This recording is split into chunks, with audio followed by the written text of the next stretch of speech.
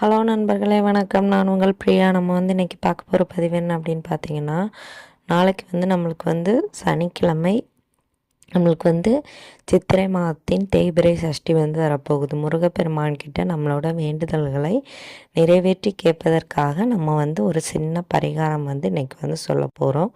வீட்டில் இருக்கக்கூடிய ஒரு பொருளை வைத்து நம்ம இந்த பரிகாரத்தை முருகப்பெருமான் கிட்ட கேட்க போகிறோம். அது என்ன பொருள், என்ன மாதிரியான பரிகாரங்கிறத நான் வீடியோவில் சொல்கிறேன். நீங்கள் ஸ்கிப் பண்ணாமல் பாருங்கள்.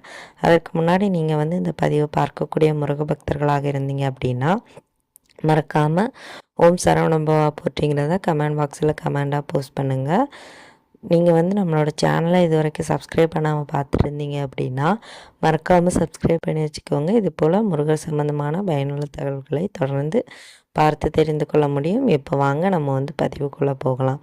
நம்ம நம்மளோட கஷ்டங்களும் கடன்களும் கவலைகளும் பிரச்சனைகளும் இந்த மாதிரி உள்ள விஷயங்களுக்காக முருகப்பெருமான் கிட்ட வழிபாடு செய்வதற்குரிய ஒரு சிறந்த நாள் தான் இந்த தேய்பிறை சஷ்டி.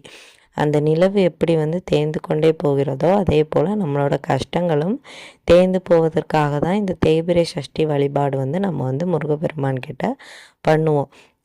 இதுக்கு நம்மளுக்கு தேவையான பொருள் என்ன அப்படின்னு பார்த்தீங்கன்னா, ஒரு கைப்பிடி அளவு மஞ்சள் பொடி, மஞ்சள் கிடையாது மஞ்சள் பொடி, பொடியாக எடுத்துக்கோங்க. மஞ்சள் மகாலட்சுமியோட ஆதிக்கம் நிறைந்தது. உங்கள் எல்லாருக்குமே தெரியும், மஞ்சள் ஒரு ஆன்டிபயாட்டிக். அதில் ஒரு பாசிட்டிவ் எனர்ஜி எப்போவுமே இருக்கும்.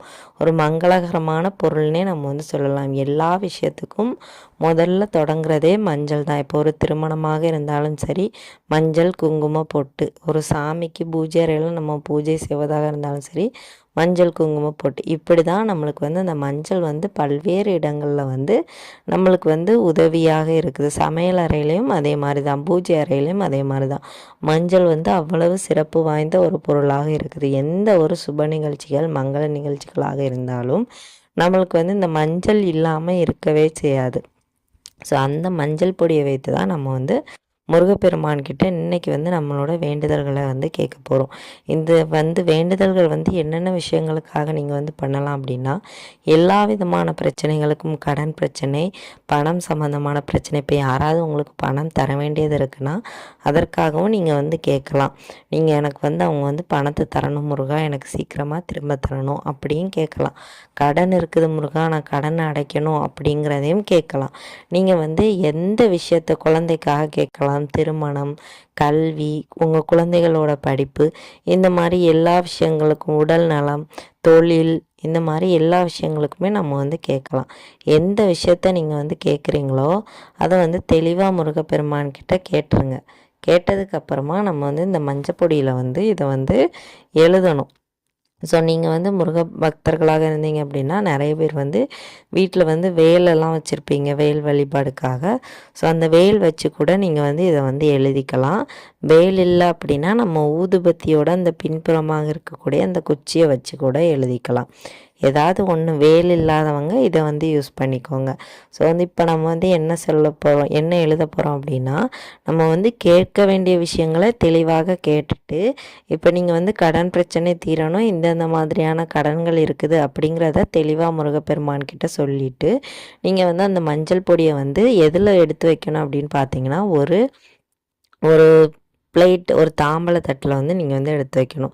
இல்லை ஒரு கண்ணாடி தட்டில் எடுத்து வைங்க. இல்லை ஒரு செராமிக் தட்டு, இல்லை மண் தட்டு நிறைய பேர் வீட்டில் இருக்கும். ஸோ அந்த மாதிரி இருந்தாலும் கூட அதில் கூட நீங்கள் எடுத்து வச்சுக்கலாம். இல்லை வாழை இலை கிடைத்தது அப்படின்னாலும் அதுலேயும் எடுத்து வச்சுக்கலாம். பெரிய சைஸ் இலைகள் கிடைக்கிது அப்படின்னா அதில் கூட நீங்கள் வச்சுக்கலாம், ஒன்றும் தப்பு கிடையாது.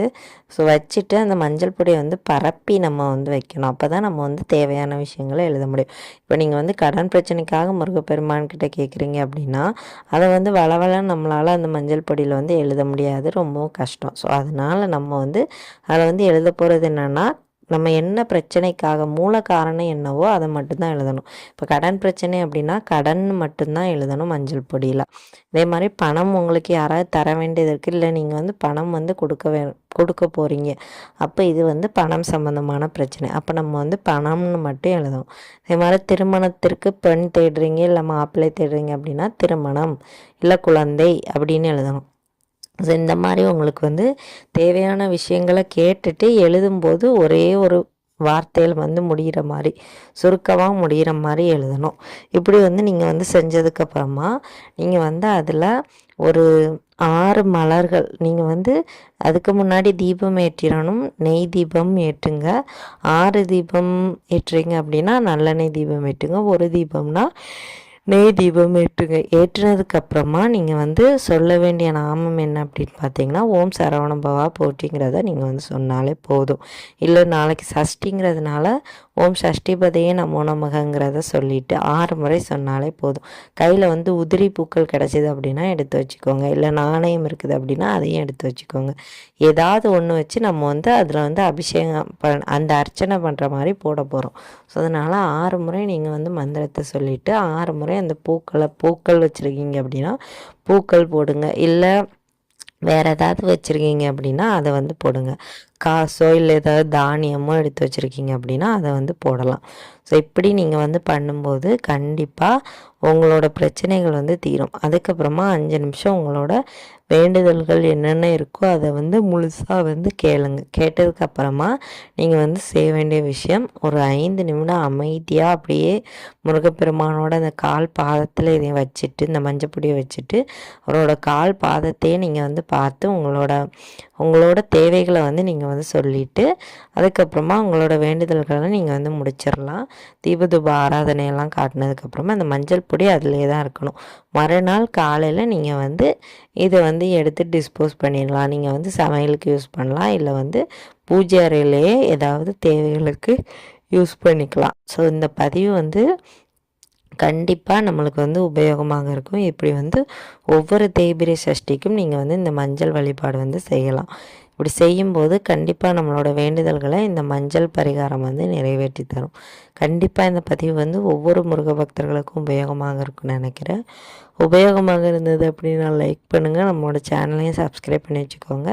இதுபோல் முருகர் சம்பந்தமான பயனுள்ள தகவல்களை தொடர்ந்து பார்த்து தெரிந்து கொள்ள முடியும்.